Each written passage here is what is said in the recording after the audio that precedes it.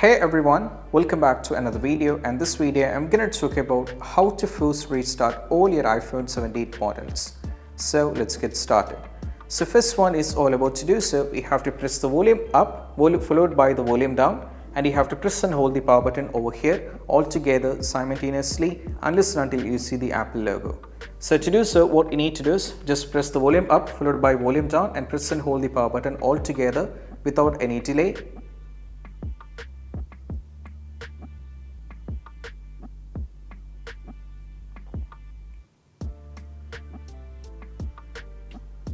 And once you see the Apple logo, you can just relax and wait. The iPhone will be restarted. So this is what you have to do.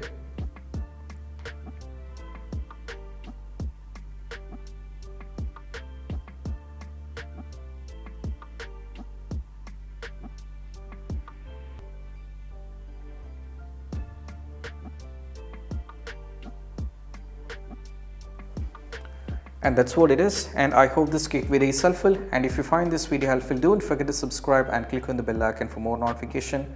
That's it. Bye bye.